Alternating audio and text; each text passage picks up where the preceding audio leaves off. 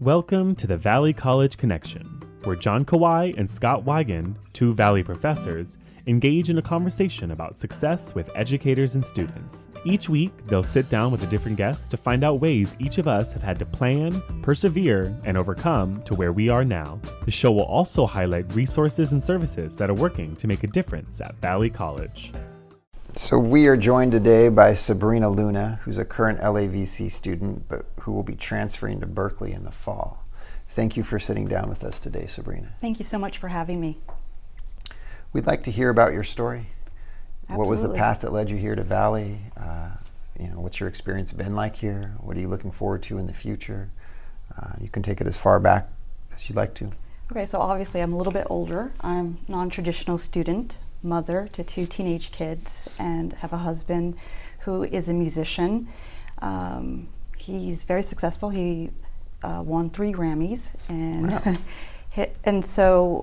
and most of our marriage, I had been a stay-at-home mom raising my children, and ran into a little bit of some legal trouble.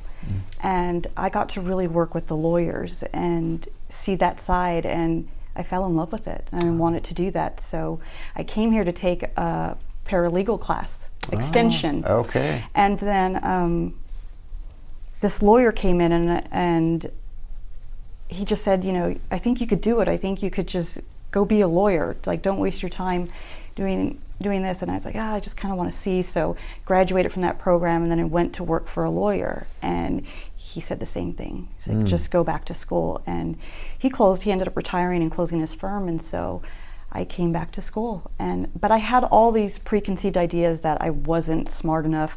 I was never a great student in high school. I didn't graduate high school because I couldn't pass basic math.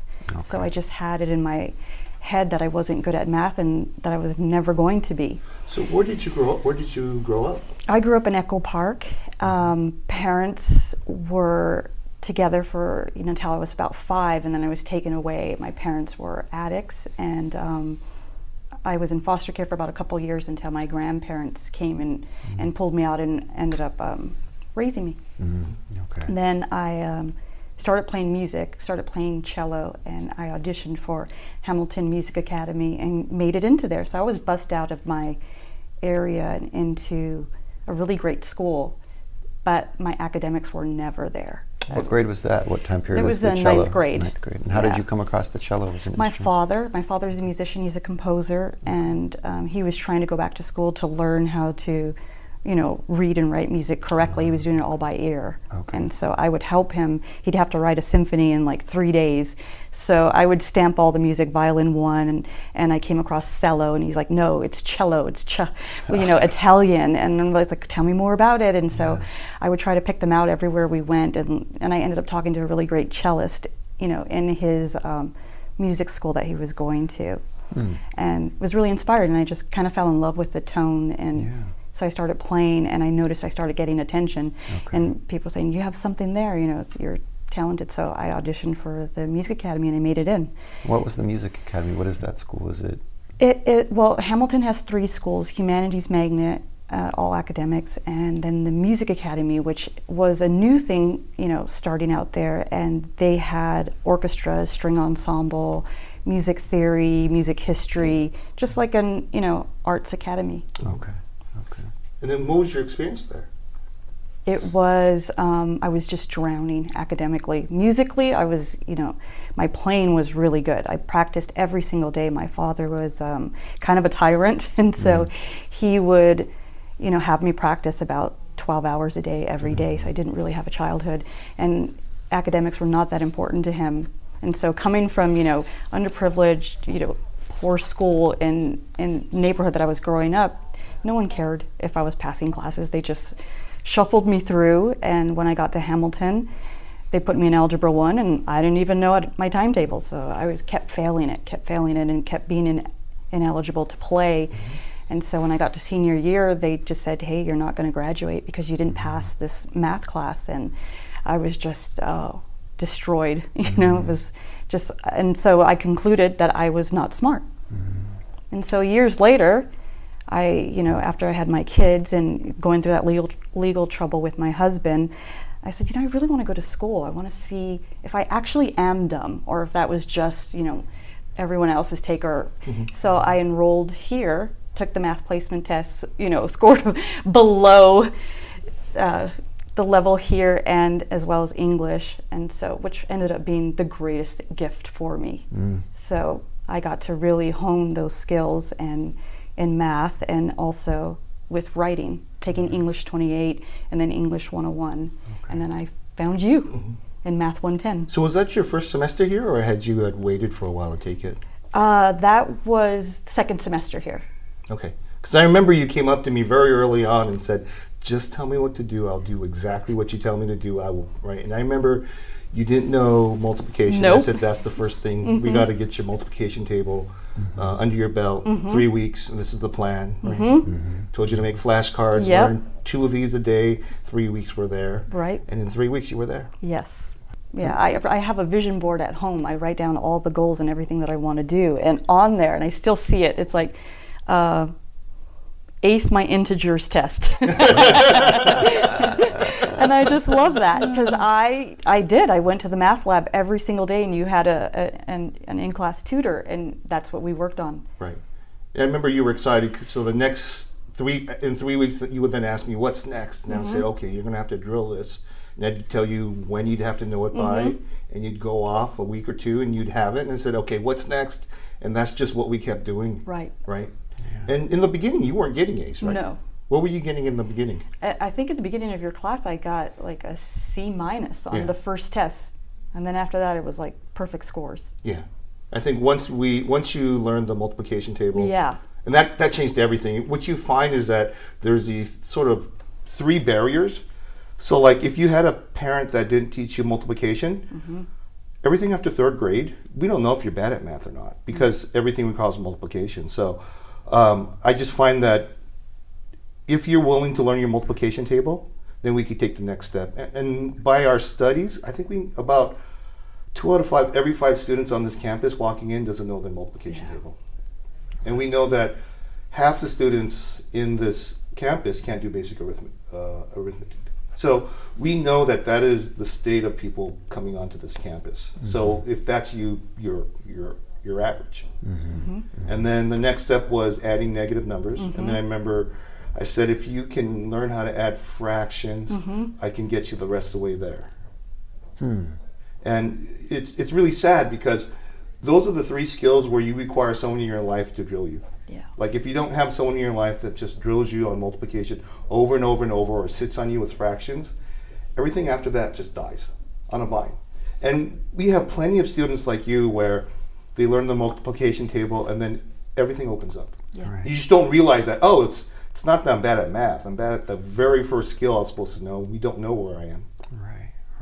Wow, what a powerful sort of reframing of someone's understanding of ability, which in your story, Sabrina, it's interesting in that you shared how you musically were very talented in pursuing that. And there's so much math that's tied to music. So much math, and I didn't know. I just kind of felt everything. Right. I never counted. We just kind of feel when to come in. Yeah.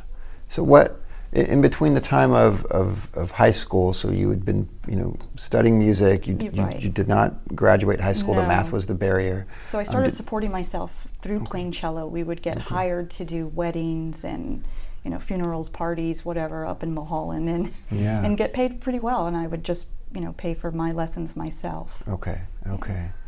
And do you continue to play cello to this day? Or? I can still play cello, and I do help my husband whenever he needs to save money on not hiring a string player. Right. So Right.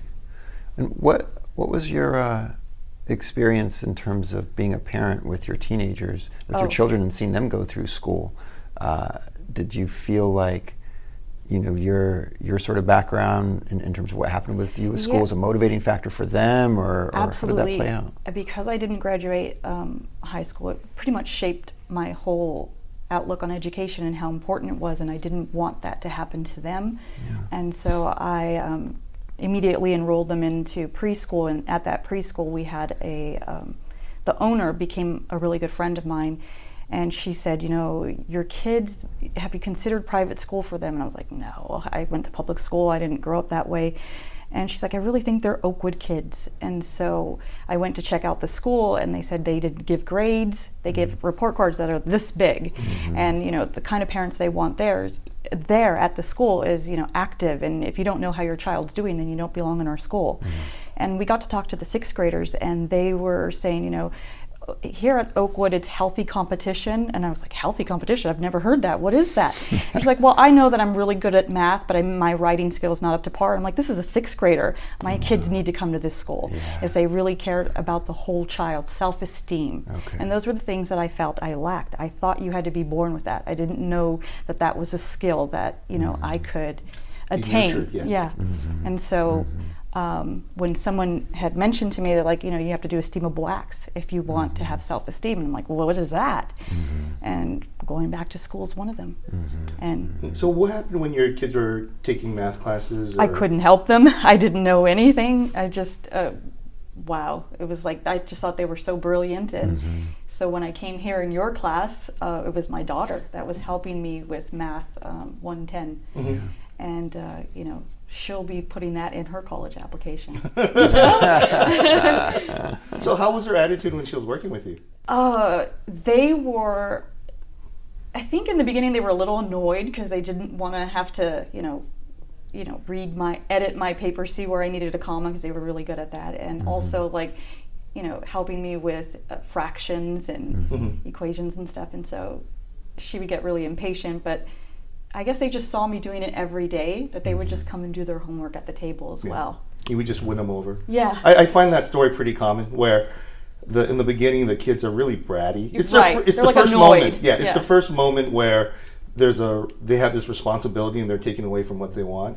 But I find that, like, as parents are just persistent with them, right, that their heart changes. Right. And it's good for them. Right. And I think it helped my daughter. You know, she's in calculus right now, and then I said, I'm going to take calculus too. She's like, oh no, stay away from my math. So it's become a little bit of a game. But, you know, she's taking all these, like, amazing classes. She's one of 2 females in her AP chemistry class, and the only person of color. So it's like, I'm like, you've won. You've already won. Just go there and learn and enjoy the journey. Right. Did they continue to stay in the Oakwood school? Is that my through son high school? Or? got accepted to Cal Arts. Okay. So oh, wow. a musician. Yeah. Songwriting. Okay. Wow. He's like, where's the money, Mom? Publishing, son. Okay. right. Go learn how to songwrite. And so I guess so that makes sense, right? They're the last people who actually can make money off of it. Right. Because the musicians aren't anymore. No. Yeah. Unless you're a huge act. You know. Yeah. Right. And so he's at Cal Arts now? He'll be at Cal Arts in September. Okay. And my daughter will be a senior in September at Oakwood. Okay. Yeah, who's just amazing, doing so well. She's in everything, student council, AP classes, just very active in academia. I was just going to ask, how old were your kids when you started Valley then? Well, I had been trying to come to Valley for years. So when they were really young as babies, I took like a music as a business class here. Oh, okay. 10 years ago or so. Okay. And so they were really young. They kind of always knew I was off and on, but when I really got serious and was like, started taking more classes was about 2 years ago. So what do you think was the biggest challenge that you had when you were at Valley? Just overcoming my own head. And when I met you and Dr. Gold and, you know, Professor Scott, like, I'm still to this day so indebted and grateful to Valley, because I went into Dr. Gold's office and said, I want to be a lawyer. And he's like, okay, you know, you want to go to UCLA? Okay, is that a good school? And he's like, yes. So had he given me like something else, I probably would have ended up there. And he's like, you know, follow this IGETC and, you know, take some honors classes. And I'm like, wow, that's for smart people. I don't know if that's for me. And so I would kind of try and figure it out. And you know, but he was very encouraging. Everybody has been very, I always say, you know, it was like a womb here. Right. So at what point did you start feeling like you belonged in these honors courses? Probably after the math combo class. Okay, so you took the Algebra 1, Algebra 2 class at the same time. Yeah. Yeah. So the number one reason why people don't get a college degree is Algebra 2. Wow. And then the number 2 reason why people don't get a college degree is Algebra one, and basically you decided to take both classes in the same semester. And what was that experience like? That was life-changing. Those skills that I was so lucky to have, I use every day. So what specifically did you? The practice what you want to become, and you'll become the practice. You also taught me, and I don't know if you remember this, but you said, Sabrina, you're a musician, right? And I said, yeah. And he's like, did you start off playing concertos? No. Did you have to practice? Yes. Then you do the same thing. For the problems that you get wrong on the exam. That problem you practice 5 times. So I do everything 5 times over. And then were you studying in a group at that time? Or? Oh, yes. Oh, my God. So that's another thing. That's what really changed was the group. That gave me a sense of belonging. I had a group of 5 students, and we still keep in contact to this day. And we just kind of root each other on. So wherever I go, when I went, joined CCCP and then took a class at UCLA, I joined a group there as well, and we still talk to this day. And it's just like kind of lean on each other for emotional as well as, the academics. Yeah, and you'll find that like the best part of college is really those relationships. Yeah. I mean, that's really what you take away from you. And that was one of the biggest things that the math combo class gave me. And so I feel comfortable, like when I went into stats, that's the first thing I did. Was give me your number. Didn't even know the people on his first day. And then how do you find people to study with? Well, most of the time, I end up talking to people, and I met this one guy in Spanish too, and he said he had taken like 17 units, so I thought he was pretty serious. So I'm like, let's exchange numbers, and he was. You take that many units, you're pretty serious here, so you can kind of tell. Like, People usually sit in front. Yes, sit in people front. People are usually paying attention. Exactly. That was another thing you taught me, where to sit. And in high school, I always sat in the back, so I was going to take contrary action coming to college, do things different, and sit in the front, right in front of the podium. I feel like that's a missed opportunity that we're not capitalizing on, is the more intentional, proactive of coordination of study groups for students. And so we know there's all sorts of research about the benefits of it. We have people's anecdotal experiences, and then oftentimes they happen, organically for whatever reason, or there's individuals like yourself who have had a positive experience, and then, sort of make it happen. But on the part of, I feel like, instructors, maybe some do, I don't think a lot do. Certainly as an institution, we don't have any real mechanisms in place that help to coordinate that. I don't think students do it until they're in a class where they have no choice but to do it. So they don't do it. Like I give the same talk in every class, right? In 110 you didn't, in pre-algebra you didn't have a group because you didn't have to, right? And I gave the same talk there. But when you take one of my calculus classes, my trade classes, or if you take one of those combo classes, basically I just walk in there and say, you're going to need a friend to survive, and I'm going to prove it to you. I'm going to keep crushing you and flunking you every Monday until you change your habits, right? And I just walk in there and say, you have no choice but to do this. Right. And then I just go about flunking them. I'm going to give you a test, and I will break you to the point where you will need friends. It's a very Asian thing. There's no hey, this is good for you. Hey, this is good information. Right. I will make your life unhappy. Right. And then to make your life happy, you better find a friend. Yeah. Which, I mean, I guess, certainly that's a strategy. But I'm curious, not to derail the conversation, and we can come back to it, but I'm just curious about what else the college could do that would be, structured in a different way that doesn't, put people in the situation of having to flunk 5 tests or whatever it is, before they come to the realization that I need support. Like, how does that get built into what we do? So we have, tutoring, we have embedded tutoring, we have these different pieces that we keep trying to wrap around students to help them be successful. But I feel like from my position in the tutoring centers, the study thing is the one that's oftentimes missing. We have different areas like STEM, for example. You definitely see people congregate together for that, and perhaps it is just because of the difficulty of the subject matter. Yeah. But it's like, we know that those are best practices. How do we replicate that for other students in other areas to say, no, there's this real benefit of coming together and using each other as a support system? I don't know if it's testimonials from students like you, or probably, how else to do that. Because that's what you had a in-class tutor, and you said just go do your homework with her. So that's what I did every single day. As soon after class, immediately, you said the info is still fresh in your brain. So that's what I do. That's what I do for everything that's a little bit difficult. Immediately go right after, rewrite your notes. Are you still making flashcards? Yes, absolutely. I just made them for my anthropology.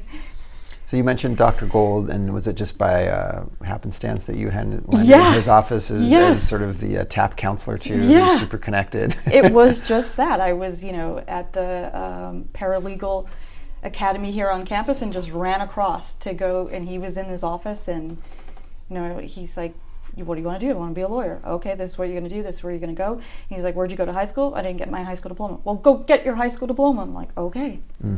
So went back and did that.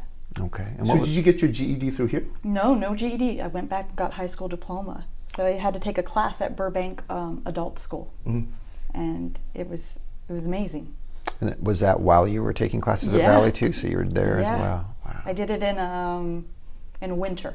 Okay. Yeah. And then you had mentioned the CCCP program. What is that?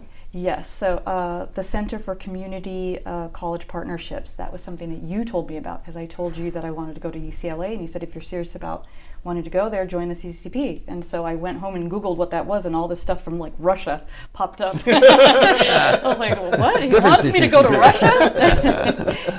And so then I found them in the office after coming out of Dr. Gold's office, and I met Jewel, who ended up becoming, I'm going to see her on Thursday. I've just known her for 2 years, and So she's our liaison with UCLA, right? Yes. Who enrolls students into the Yeah. CCCP program. She's just an extraordinary human being, always giving. Like I could go to her with anything. If I had a fear, my symbolic logic, I'm like, I got a C- on this, and I have to get to UCLA. Breathe.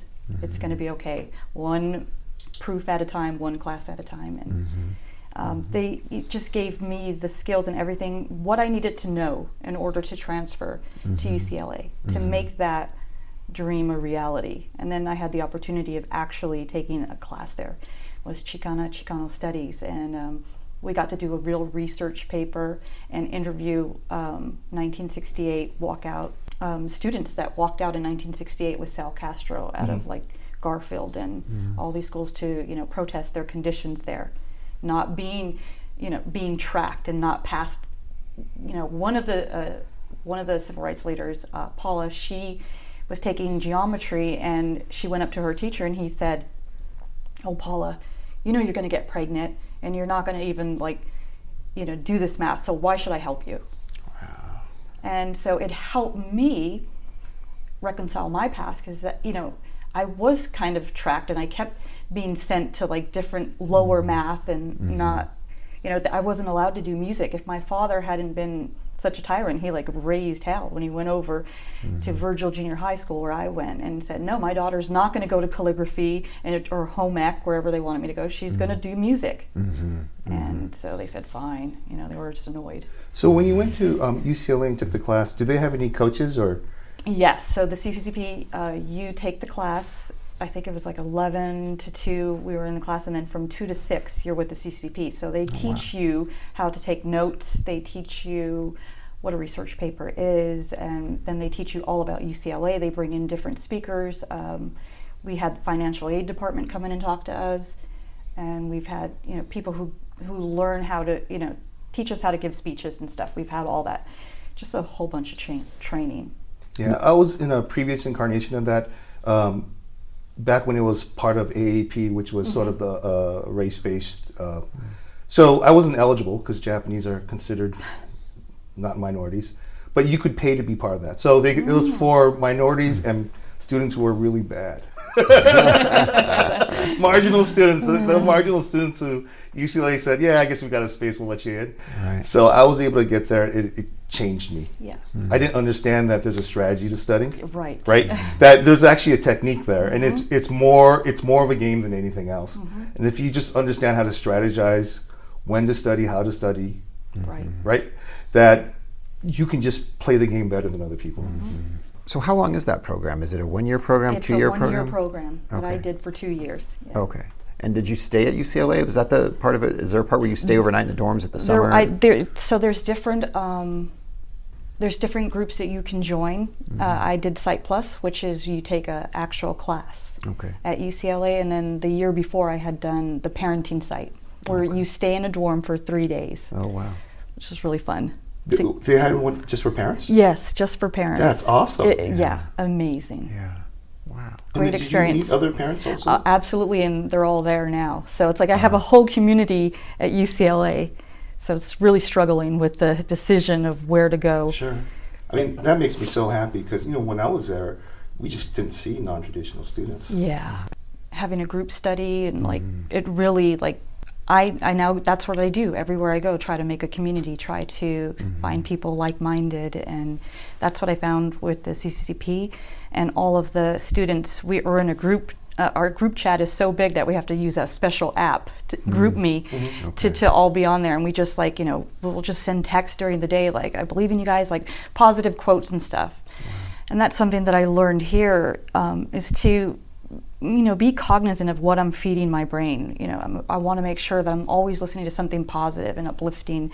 I think I heard Oprah say that whenever she gets into a car, she doesn't want the news on or anything. It's so I'll wake up and listen to Tony Robbins or something, and just kind of get myself into that frame of mind of attacking goals and just trying to be the best that I can.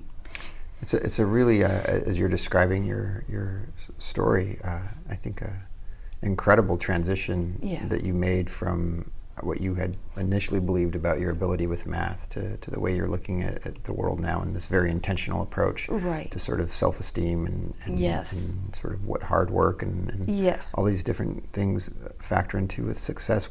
So I'm curious, with that first Math 110 class that you had with Dr. Kawai, how quickly did that transition happen? I mean, how long did it take for you to sort of realize that, oh, wait a second, I can do this? And what did that feel like? Was it the first test that you got an A on? Yes. Okay. So the first test, when I got a C-, I was like, see, I knew it. And then I think I talked to you. Right, we talked about it. What do I do? What do I do? And then you gave me the steps to do them. And so I remember going to bed that night and having a sleepless night and just kind of thinking battling with myself, and then just deciding, I'm not going to think those thoughts anymore because they took me this far, and I didn't, I'm going to try something new. I'm going to try his way.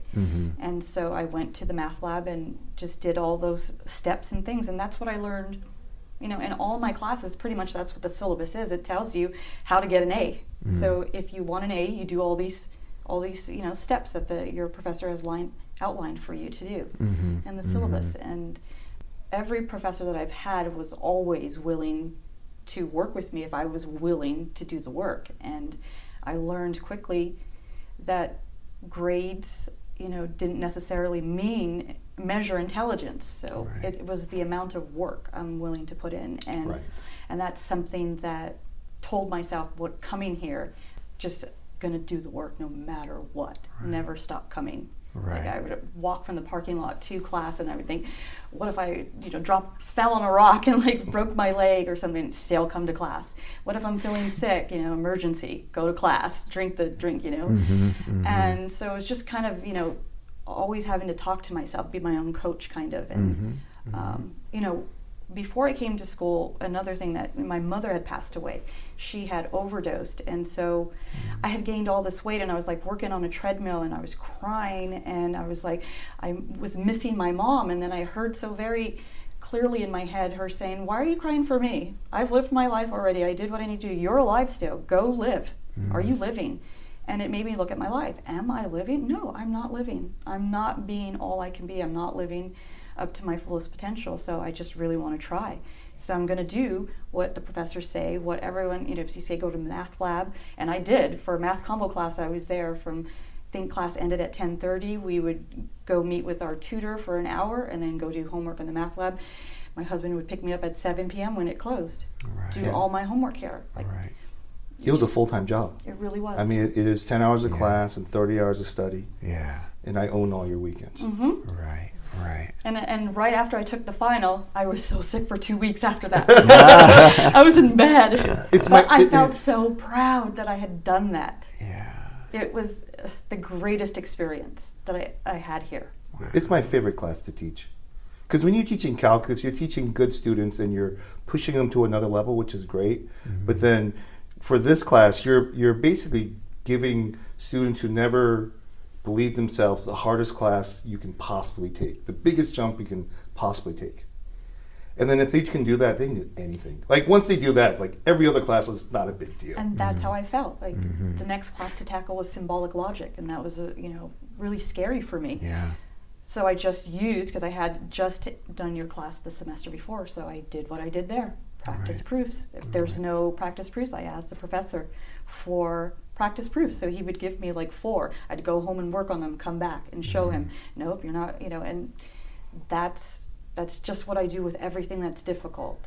And I try to stay out of my own head and just take the necessary action to just be in the moment, be, one proof at a time, just try to learn, try to see stuff. And then also, you taught us too that we need to rest our brain. So there's like a strategy to study. You don't just go there and study for 5 hours straight. I'm 20 minutes on, 20 minutes off, go do something fun, social media, whatever. Yeah, I mean, you find out that an average college student can only focus for 20 minutes. So you go 20, 45 minutes and you take 10, 15 minutes off. You do in your break the things that you enjoy. I think the Asian way is you haven't finished your day, feel guilty for 15 minutes. And, it's so with my kids, I do the same thing. My mom watches, how can they play video games? Like they're going to be studying a ridiculous amount of hours. So their fun has to come in between in little bits. They put a timer on. How does that play out in your classes? Do you use that same, sort of strategy as far as, 20 minutes of, I've got your attention, I'm going to give you a 5-minute break with a TED video, or is there any? I should, but I don't, just because the problem with math, and you talk to any math teacher, we don't have enough time to teach everything. So even when you start doing the college level classes, I have to walk up there and say, just so you know, I'm going to cover 80%. The rest of the 20% is you reading the book and figuring it out. Like there's just not enough time to cover every little detail. So we could take a 10-minute little break and do something uplifting, but then that's just 10 extra minutes that they're going to have to figure out at home. So in the math classes, it just sucks. Like they're good for 20 minutes. At 45, you see them fidgeting. That last 20 minutes, their brain's just dead. But we push through, so they at least have the notes. But I tell a lot of jokes. I mean, part of that is when I start to see it get dead, I do a lot of I tell a lot of stories, pop culture, history, advice. So like what I try to do is have these small little interludes between topics to just let people laugh. Right. Break the tension a little bit. Yeah, so it's not anything formal, but I could sort of see when I'm starting to lose them. Like let's do a little 5-minute riff. So so in terms of teaching, I spent a lot of time listening, reading, trying to make connections that are unique that they haven't heard, just so they can have these little respites, right? So if you read my Rate My Professor, a lot of them says, "Hey, tells great stories," or 1-star. Like tells extremely long, boring stories. Like, that's it's all in the eye of the beholder. Yeah. If you're flunking, it's boring. If you're passing, it's great. Right. And then, how did statistics turn out? Because I remember that was the big fear. That was a huge fear. You didn't know the teacher coming in. And was this 227 or Statistics 101? Statistics 101. Okay. So I tried to take her class one semester, and it didn't work out. I was, my grandmother was, and we thought she was going to pass. She was 95, I think, at the time. And so I was taking care of her and just like split between the kids. And so I had done really poorly on one of the first exams, and it was an open book, exam. And so I just went and saw her immediately, what do I got to do? And I know what I have to do. So we thought it would be, in my best interest to drop the class and just handle, my family first. And so that's what I did. And I came back the next semester and everything was okay. I made sure everything was out of the way so that I could really, give myself the proper amount of time to reach my fullest potential, to do well in the class. To set myself up for success, because I hadn't before. Right. And so... Same instructor? Same instructor. Okay. And who was this? Dr. Raskoff. Dr. Raskoff. And so I would run into her office every morning before the test. I would get to class. She's there at 7 a.m., so I'd be there by 7:30, so that way I could start reviewing from, the night before, whatever was going to go over. You always talked about looking at the material more than once, so I try to do that everywhere I go. And try to read a little bit ahead, so what's going to happen, and then, refresh on what we just did. So I did that with her, and every exam, I would have a test anxiety and go see her. The minute she'd see me, she'd say, "Take a deep breath." and we'd breathe together, and you know, lo and behold, I was holding my breath. So I was so stressed, and she was so calm. I think I even forgot my calculator for like one of them. I was so frazzled and like afraid of central tendency and variability, and I got through it. And when I started doing well on every test, coming back A, then she, you know, the day before the final, or the day of the final, I walked into her office. I always see her before big exams. She's such a positive light, and it's good to get that before you take an exam. Yeah, right. And she said, "Hey, would you like to be my tutor?" And that changed everything. I was like skipping to go take my final for statistics. I texted my husband immediately, like, "Can you believe this high school non-grad who couldn't pass math will be a statistics tutor?" And I just like, I felt really good about the final after that. I just like killed it. Yeah. And so when I get to tutor these students, they're like, "Oh, I wish I was as smart as you, Sabrina." I always tell them, "You already are. It's already in you. Let's pull that out." Right. You know, in my sessions, I always tell them, "We're safe here. There are no dumb questions." And I know people say that, but I had a tutor, and I think for the math combo class, we were doing the nth term, and he's like, "What is the nth term? What is the nth term?" And I'm like, "Oh," I was so like, "Oh," and he's like, "Oh."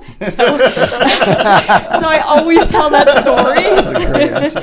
I tell that story to them, so you can say "oh" here, okay? I'm not going to look at you crazy. Right. Say whatever you need to say. We'll get through it. Right. So how much extra studying have you had to do in order to tutor the class? A lot.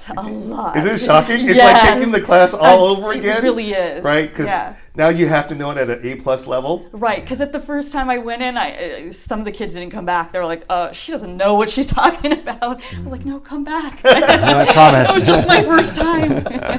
Please. Yeah. How many semesters have you been doing the tutoring for? Just this semester. This is your first semester as a tutor? Yeah, my first semester. Great. Yeah, I was really afraid to do it, and you know, you battle with your old thoughts. They come back, they creep up, but you have to remind yourself that was then, this is now. Right. We're going to do it. You know, growth is on the other side of fear, and I want to grow. So how has it been making mistakes in front of people? I'm very comfortable. Now you're Yeah, I got to see that with a lot of tutors and with professors. You know, like they'll make, you know, one of my professors, he ended our class with like, he couldn't figure out a proof. So he's like, "I hate to end it this way, but I can't do it." So it's like, we're human. Yeah, right. And it's okay to be human. Right. It's such a powerful message to be able to communicate to other students. Yeah. For them to see that it's okay not no to one have all has the it all answers. together, Yeah. you know. And I like I think the best part of this podcast is that every class we talk about starts with a C- on my first test. That's right. That's right. Right? Yeah. And there's something really great about saying, "Let me take a class I don't think I'm ready for, but let me just take a big swing." And you take your big swing, and then you ask afterwards, "All right, what do I do next?" Right. Yeah, right. Yeah, it's you shared your experience at UCLA, John, in the program, and the language that you used to describe it was that you saw that it was there was a strategy, you know, behind studying, and it was almost a game to it in a way. You know, it's interesting language to use in terms of sort of reframing it. As you were discussing sort of what you had shared with Sabrina with her music, it's that kind of similar language in the sense of you've already been successful, incredibly successful at something. You didn't start off knowing how to do it. It was these skills that you had to build. But once we're able to familiarize students with the fact that there's nothing wrong with their, and to steal this sort of metaphor from Hunter Motz, who we've worked with before, there's nothing wrong with the hardware for people's brains. You know, you probably know the statistic closer than I do, but something like less than 3% of the population have a severe learning disability. I mean, that doesn't mean that they can't learn something anyways, but there's nothing wrong with people's hardware. It's their software, it's their beliefs about their ability to do things. And so when we tell these stories, or we're able to make connections for students to say, "You've been incredibly successful at this. You automated it to the point that you forgot that you even had to learn it." So all the fingerings that you have to do on the cello, and the wrist movement, and the timing, and the rhythm, all that stuff, you have all that. You did it, you can learn anything. Right. It's the translation of one skill to another that, you know, for most people, when they internalize that they can't do something, and they have this belief that I wasn't born that way, or I've failed too many times, to turn the corner, even though we've had success in other things, is like such a huge jump to make. But it seems so it's such a powerful story that you share with it, and you so casually sit here and talk about all the strategies and ways that you approach things now and that you work through things now. That really highlights to me that it's not that these things are impossible for students. No, but it's about patterns, right? Right. People smoke because they're just used to smoking. I'm fat because I'm used to eating fatty foods and I don't exercise. That's just my pattern. So if we take one of the examples from Sabrina, right? She reads ahead of what the teacher's gonna lecture on. That way, in lecture, she can ask the questions of what she didn't understand. Now, most students are going to study at the end of the week, on the weekend, and they're going to forget everything that happened during lecture. So they're going to have the same experience, but it's after the lecture, so they can't ask a question. So the amount of time it takes you to read a chapter that you're lost on takes exactly the same amount whether you heard the lecture or if you do it at the end of the week. It's just all about the habit of saying, well, let me just do it before the lecture. So when the lecture happens, I ask the questions on what I don't know, rather than going home and being lost and have no one to ask. And then that saves you steps. Right. So it's all about a time saving. So when you go, I read my section before the lecture, right? Other people normally think, wow, that's really time consuming. You're like, no. It's time consuming to not do that. But you could explain that to someone. Someone could understand that logically. But then Sabrina's one of the few students who'll go, well, then I'll just do that. Right. Yeah, I guess that's what that I'm. There's just this habit thing, right? Yeah. Right. I know how to lose weight. Right. I just don't do it. Right. And I guess to some extent it begs the question of how important is it to the individual, right? And so you can live your life as we all live our lives with particular patterns and say, like, I'm okay with this pattern. But for you, from what you're describing, being in the situation with being in school, that and being successful in school, that it didn't seem like that was an option. Yeah, it's a question to not be successful. It's a question of how much do you hate where you are. Right. That's a different way of framing it. I said that's a different way of phrasing it. Yeah. Well, that's why, like, when we talk about groups, I'm going to tell you exactly what you're going to do, and I get that my giving you advice, my giving you a forum, my letting you work together, you still won't do it. But until I make you unhappy, habits only change if you're unhappy. So that's why I'm pretty darn frank about you should be unhappy this weekend, and you're flunking, and you should be unhappy. That's by decision. And I'm going to tell you exactly what to do to make your life better. It's an interesting sort of take on motivation, right? Because we're talking about motivation, right? And what are the levers and triggers that sort of motivate people to do different things, right? And as you're describing it, there's an aspect of motivation that's tied to some extent sort of reward and punishment, right? But I think the difference for me is that there's not a helplessness. I'm going to show you my standard as soon as possible because I want you to flunk my class as soon as possible. I want you to feel every bit of what it feels like to be unsuccessful in this class, and then you'll listen to me. If I wait a month and a half and then I flunk you, it's too late. So usually, right, it's all about, this is what you need to do in my class. I'm going to prove to you that what you think is not enough. And then you find out pretty soon who will move because you kicked them. And that's that philosophy or spirit of fail forward, fail fast, fail often, right? Fail right away so you know what it is, but then also know that you're not stuck there. That sort of learned helplessness is the internalization of the fact that I can't do it. Right. So I think what you have to do is you have to pair it with the solution. So what I try to do is, here's the solution, here's your consequence. Dig your way out. Right. And you'll hear that from a lot of CEOs and Steve Jobs, Elon Musk, very comfortable failing. Right. It's just information. And that's something you taught in the class too. If we had a bad grade, you said just leave it out on your desk. In the math combo class, we did. So if we got a bad grade on our test, well, bad for me, it would have probably been a B- or C. And we left it there. And someone would say, what did you get on that one? And we just became so close that we no longer were afraid to show like imperfections, And that fear of sort of showing that we failed at something, is tied to the feeling of shame. Right. And that when people are ashamed of something, they hide it. Right. And because the shame is tied to the fact that people have internalized the fact that they think that they're stupid. And I still fail. I failed a philosophy test, and that's my major. It was like it was information. That's what, and I just started laughing when I saw it because I knew I didn't put in the requisite work that needed to get that, and I couldn't. My grandmother had passed, and we were doing a lot of things, and I was just juggling. So I had to be strategic. and let the class go. I didn't need it, but still, Doesn't feel good. it doesn't feel good, but I'm also not ashamed. And I got to share that with the stat students. That even I got accepted to UC Berkeley. It's like this still can happen to you if you do this. Don't do that. Sometimes I'll need my grades to say, hey, hello, you're not paying attention, and that's how it gets my attention. I'm like spread thin between kids and balancing everything. I'm getting senioritis too, so you have to be like, still stay on. All right. You got to finish strong. It's a marathon. So why did you choose Berkeley? Because I'm afraid of Berkeley. I'm afraid to move away, and I know just that everything that I've been afraid to do, like the math combo class, something great is on the other side of that, and it's usually growth. And it just adds more to who I am, and I'm trying to build this machine because I want to be a lawyer. So how can I be the best lawyer possible for my clients? And that's to, get out of my comfort zone. Sure. So how's this going to work with your family and your marriage? Yeah. So they're just go. My daughter, she was sobbing when I got accepted. And it's like, this was somebody who sat there and helped me with my timetables, doing the flashcards for me, getting mad when she had to edit. So it was just as much her accomplishment as well as mine. And she said, you have to go, Mom. You have to make a legacy for me, Wow. in case I want to be there. Yeah. And she's like, but I don't know, maybe I want to go to Columbia. And I'm like, yeah, think that way. Yeah. And then what did your husband say? You have to go. Did you see what it's ranking? He's like showing me all the rankings. Right. He sounds Asian. I know, right? Mexican. He's like, you have to go.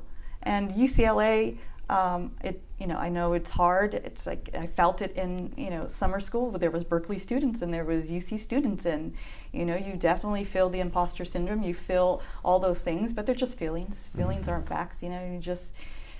You can marinate on them and then let it prevent you from doing, or you could just let it pass. And I try to let it pass and just try to just get back to taking action. And what kind of law are you hoping to practice? I wanted to do patent law, but you have to be a STEM major to do that. And so the closest thing to that is intellectual property litigation. Okay. I wanted to be with inventors and like. That's great. With your background in music, though, and your husband too, it seems like intellectual property is probably the best way to go. Fit. Yeah, protect them. Yeah. So you'll go to Berkeley as a philosophy major. As a philosophy major, okay. Yes. Okay. And then what's the strengths of the philosophy major? What are the strengths? A lot of logic, critical thinking, which is really good for the LSAT, which I have new now bigger goals, and bigger stuff on the vision board. A lot of essay writing. A lot of essay writing, critical thinking, coming at something. In philosophy, you don't necessarily get the answers, but you know where not to look for them. Right. It's kind of the same as law. And then the reading, like I'll read something 100 times and not understand, and go see my professor. What is he talking about? Oh, it's just this theory or that, and that's kind of how law is. Yeah. I think people don't give philosophy majors as much credit as possible. Oh, yeah. Especially Republicans and conservatives. Right. But I saw a philosophy major is one of the best trainings you can have. If you're going to go to liberal arts, they make the most money out of any other liberal arts field. They make more money than chemistry majors, almost as much money. I think more money than biology majors also. Wow. Because that training of logic, essay writing, just how rigorous it is, how much reading you have to do. So if you just look at the basic skill you pick out in order to be a philosophy major, there's no, you don't, the first job is usually undefined. Like we don't know, like, what's your first job? I don't know. Yeah. But the upside potential for philosophy majors are really high once you get in somewhere. And I'm not good at it. It's not something that comes naturally. It's something that I have to work really hard for, but I love it. That's all I want to do. What have been some of your favorite philosophy professors or classes at Valley? Well, definitely all of them that I've had. Dr. Kanor was life-changing. I still talk to him every day, and I probably will talk to him while I'm at Berkeley just for like help. He helps with so much. He's the one who, helped me through symbolic logic, which was very difficult outside my comfort zone. And so I had to change strategies and how I approach that class. And Dr. Placencia is just brilliant. And, I've taken probably my favorite class is modern philosophy, and it's basically about consciousness. the mind outside the brain. And those are things that I'm very interested in. Going up to Berkeley, it's really close to all these tech places, and they're implementing a lot of the artificial intelligence from a lot of the research coming from Berkeley and Stanford for consciousness, ethics, and stuff. Well, I think there was a time where technology was all about being techie, because the computers were so slow. It was just about how much faster can we get a chip, right? Now we've gotten to the point where we just have too many cycles and too much throughput. We don't have to worry about a faster chip, and what we're trying to figure out now is what is sort of the rules that surround our technology, right? What are the rules of what we should and should not do, and what is allowable and what isn't allowable? And you can just sort of see all the big companies like Facebook struggling with that. Yeah, these bigger ethical questions. Yeah, it's not a question of, my Facebook loads very slow. Like, it loads fine. And I can get it everywhere. Now the question is, what should it be? Right. And I think you're really entering a really exciting phase where you could be really entrepreneurial with your skills in this area. I think it's great. I think it's a great place for publishing, for also just corporate work. I think it's a really great entry right now. How exciting. Very. You mentioned one other professor, Professor Scott, the anthropology professor? It was my TAPS counselor. Right, okay. So I had her in that. She's one of the first people to say, it'll happen. You'll get into UCLA. Okay. Trust me, it'll happen. What's CAPS? TAPS. TAPS, okay. Yeah, Transfer Alliance program, the honors program here. Right. So if anyone listening wants to go to UCLA, the keys are this. Get in the honors program. Yes. Right, because 80% of our students who join the honors program get into UCLA. And then the other 20%, it's not that they're flunking out, they're going Ivy League, they're going to USC, they're going to Berkeley, they're going to other schools. So if you want to go to UCLA and want to be paced by other students with the same goal, go to TAP, right? And then the second thing is the CCCP program. Yes. And as you're describing it too, clearly the CCCP program isn't just for UCLA. I mean, obviously it's connected to UCLA, but it's sort of that broader UC sort of program, or giving you the experience. And we have students that are, I think one of them, he's going to Brown, and he was in the CCCP. You've shared all sorts of, I was taking all sorts of notes along the way. You've shared so much with us, from your story to advice to other students. Is there any final thoughts that you would like to? I just want to tell students that if I could do it, they can do it. Don't give up. Just keep working. I may not be the smartest person in the class, but no one is going to outwork me. Do what I need to do to get to where I need to go. I will tell you that you're not alone. There are many, I have a large number of students who cannot multiply who come here who say, I will be a different person, and they are. And it's been a really great honor to be your teacher, so thank you so much. Thank you so much for everything. It's an honor to have you. Thank you for sharing your story, Sabrina. Thank you.